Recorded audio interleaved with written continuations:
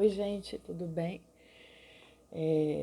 Na nossa segunda fase da disciplina Direito e Literatura, depois de termos nessa possibilidade remota que estamos a experienciar, depois de termos exercitado e experimentado o contemplar de uma obra, de uma narrativa, de uma literatura que diz respeito sobre uma certa pertença que nós nos encontramos agora, que é o isolamento social, que é a pandemia, e que por isso foi apresentada de uma forma modificada dentro do nosso programa. A gente tinha a pretensão de estudar outra obra, mas veio tudo isso e a gente precisou conversar sobre a peste do Albert Camus e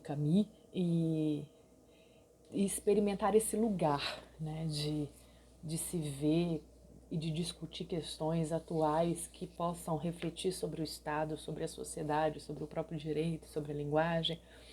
Então fizemos esse exercício que foi belíssimo, que vocês produziram também textos riquíssimos de reflexões que me alimentaram a alma muitíssimo. Nessa segunda etapa, a proposta é a gente fazer um certo exercício também, porém filosófico, porque direito e literatura enquanto uma disciplina, né, não como um projeto de leituras, mas enquanto uma disciplina do curso de direito, é quase, vejo eu, quase eu não, eu vejo como um exercício de teoria do direito. Da gente pensar filosoficamente, da gente pensar de forma arbitrária, de forma irreverente, de forma criativa, o próprio caminho e trajetória do direito e do direito no Brasil, e do direito através da fala, da literatura.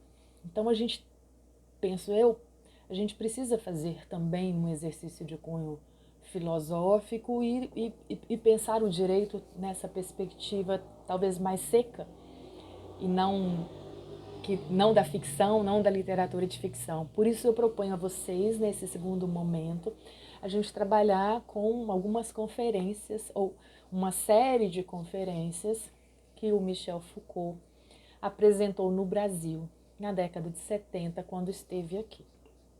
Nessa série de conferências, onde a gente vai conversar devagarzinho sobre cada uma delas, o Foucault se propôs a falar sobre a verdade e as formas jurídicas. A verdade e esse enlaçar da verdade pelas formas jurídicas. Como nós já sabemos do Foucault, pouco sabemos, porque também não sou uma especialista em Foucault, mas li como a leiga que se interessa por alguns textos. Foucault, ele se dedica, ou pelo menos nesse texto, né, em alguns outros, ele se dedica ao estudo da formação de uma teoria do sujeito, de um sujeito que se compõe, de um sujeito que se constitui a partir das práticas sociais e de algumas práticas sociais que são de poder, de controle, ou as práticas sociais se apresentando, se expressando dessa forma. Por isso que ele coloca no texto que ele vai acompanhar as práticas judiciárias como sendo práticas de entendimento sobre a verdade enquanto correção. Então ele coloca já de cara nessa primeira conferência que ele parte de um pressuposto, que o sujeito não é um a priori em relação ao conhecimento, em relação às forças sociais, em relação aos entendimentos ideológicos. O sujeito, ele é um acontecimento social. Não sei se eu posso me apropriar dessa expressão que não li no livro, mas o sujeito é um acontecimento social. E então, não sendo um a priori, o sujeito ele é constituído a partir da história, a partir das práticas, a partir das tensões e das distensões de forças. Ele vai dizer que existe, nessa ideia de verdade como correção, ele vai dizer que é possível a gente pensar em dois tipos de histórias sobre a verdade. Uma que seria interna à verdade, como se a verdade fosse uma entidade, E aí, no decorrer dos anos, a gente consegue acompanhar esse movimento dessa entidade. E aí, sob uma perspectiva interna, a sua autorregulação, como que a verdade pode ser vista e acompanhada. E ele fala que essa história interna da verdade é como se fosse a história das próprias ciências. E ele fala que tem um outro tipo de perspectiva sobre a história da verdade, enquanto correção também, que é a história dos sujeitos, ou do sujeito, que é a teoria do sujeito, que é de se perceber a verdade nas práticas sociais corretivas, de alguma forma. E é isso que ele se dedica e que vai dedicar as conferências a esse texto. Nessa primeira conferência, ele vai falar de um autor que me é muito caro, um filósofo, que é o Nietzsche. E ele vai falar que, ele até coloca isso, eu não estou interpretando Nietzsche para vocês, eu estou usando do Nietzsche para aquilo que me é próprio e a partir de Nietzsche poder construir uma certa teoria do sujeito. Mas eu não estou aqui para poder interpretar Nietzsche. Então ele meio que coloca isso. E ele apresenta de cara, né, um fragmento do Nietzsche, que é um texto que a gente usaria se a gente estivesse em sala de aula presencialmente, que é a verdade e a mentira no sentido extramoral. Então também estamos falando sobre verdade, literatura, direito, as correções da linguagem, né? E ele coloca esse texto que está em algum ponto perdido deste universo, cujo clarão se estende a inúmeros sistemas solares, houve uma vez um astro sobre o qual animais inteligentes inventaram conhecimento. Nietzsche que está falando. Foi o instante da maior mentira e da suprema arrogância da história universal. Então houve um ponto do universo em que um sujeito, ele estava ali diante do astro e ele inventou, e o Nietzsche usa a palavra inventou, e o Foucault vai falar se é uma coisa é a palavra origem, que ela é genuína, que ela é bonita, que ela é grande. Outra coisa é a palavra inventar ou invenção, que Nietzsche toma para dizer que o homem inventou o conhecimento. E aí ele já coloca, grande mentira, né? Foi o instante da maior mentira e da suprema arrogância da história universal achar que o homem ele produz o conhecimento, assim. Nietzsche está dizendo que não há ser em si e não há também conhecimento em si. O Foucault está dizendo isso, de certa forma, no texto, na conferência, né?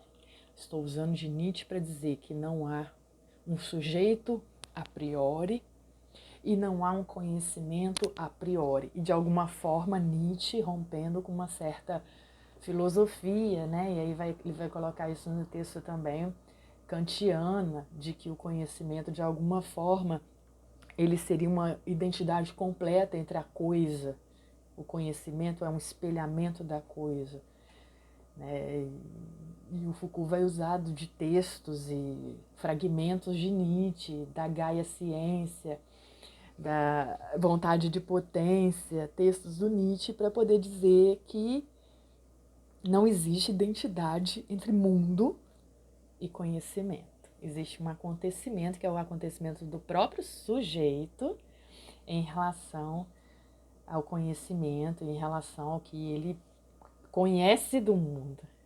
E aí ele até usa a expressão também de outro lugar, de Nietzsche também na Gaia Ciência, quando ele fala que o mundo é o caos e que o mundo não tem forma, e que o mundo não se nomeia, mas na medida em que o homem faz isso, esse conhecimento acontece, isso já não é mais um mundo, que permanece o caos, que permanece sem nome, que permanece sem forma, né? Então, o Foucault vai dizer que a partir de Nietzsche ele pode compreender que o sujeito ele é um acontecimento social, de alguma forma também, né?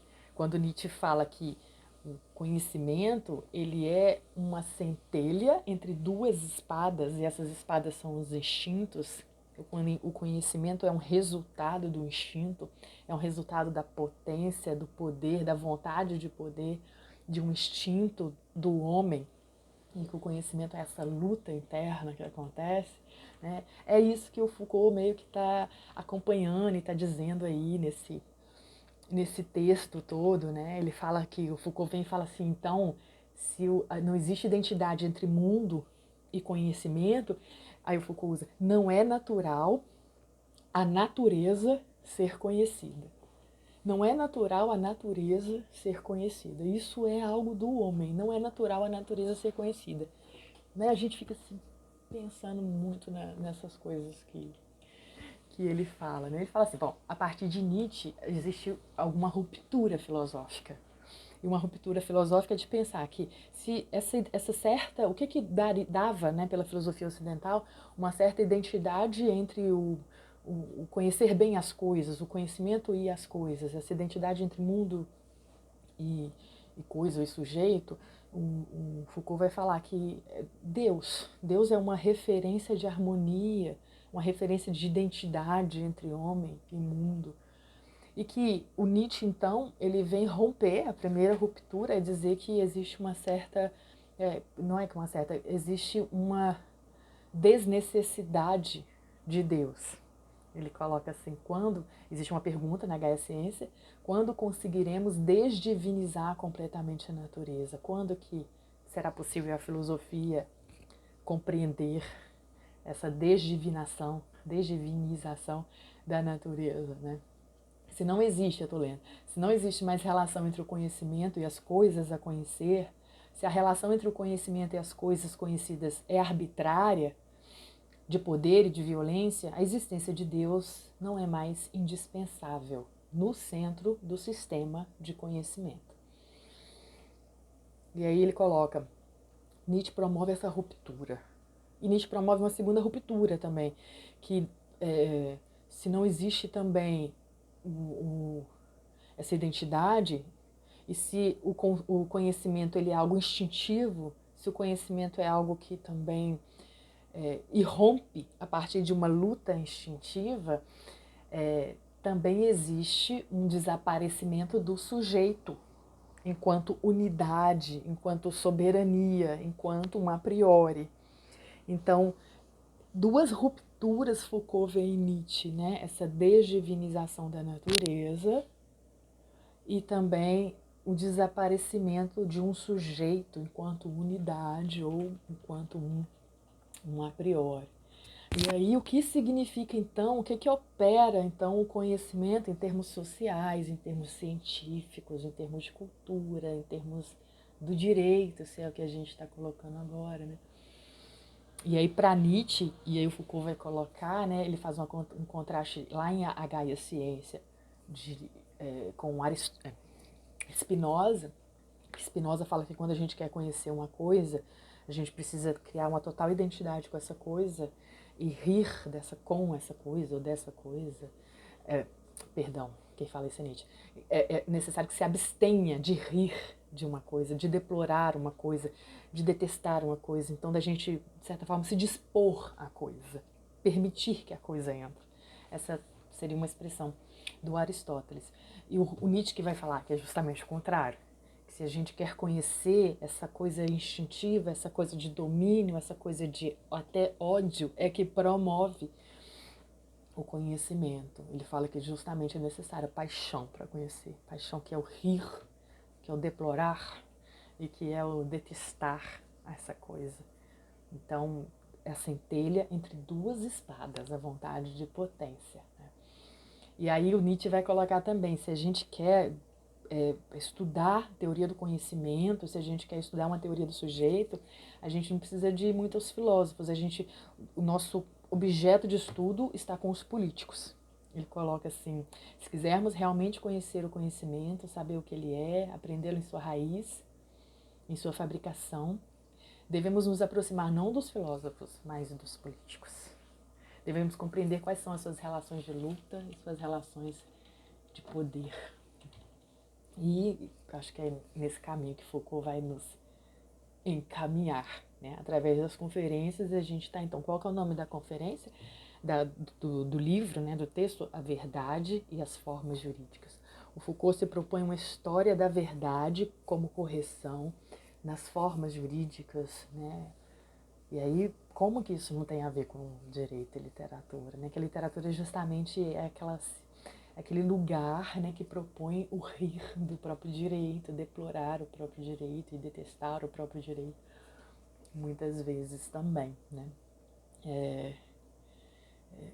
O Nietzsche coloca, né, que o conhecimento esquematiza, o Foucault, o conhecimento esquematiza, o conhecimento ignora as diferenças, o conhecimento assimila as coisas entre si, sem nenhum fundamento em verdade. E aí tem uma frase legal no texto também, devido a isso, o conhecimento é sempre um desconhecimento. Então a gente está, é o que eu falo com vocês, né? Em direito e literatura a gente o tempo todo é convidado a se ver diante de um sem chão, de um abismo que se abre, né? E aí vem o Foucault e fala, conhecer é o desconhecer. O conhecer é sempre um desconhecer. Então ele vai propor uma teoria do conhecimento, uma teoria do sujeito, onde o sujeito ele é um acontecimento que se dá numa contração de forças de poder, numas forças sociais, de disputas, em que ele se lança ao mundo numa tentativa de apreensão do mundo enquanto produção do próprio conhecimento, enquanto realização de si mesmo como um sujeito. E essa é a primeira conferência, em linhas gerais, que vocês vão ler e vão poder falar para mim também o que vocês pensam a respeito. E a cada conferência a gente vem fazer um pouquinho desse jogo de novela, que é essa troca aqui. O que isso tem a ver com o direito? O que isso tem a ver com direito e literatura? Por que esse texto? Eu acho que você sempre tem que carregar essa pergunta. Por que a professora está trazendo isso? Por que esse texto aqui, uma disciplina que é para a gente estar vendo ficção, é para a gente estar, né, se amando e se querendo, lendo textos que, de certa forma, nos aliviam da carga tensa que a dogmática jurídica traz. Acho que esse também, de alguma forma. E nos desassossegando, de certa forma, também, né? Que a gente faça um bom trabalho.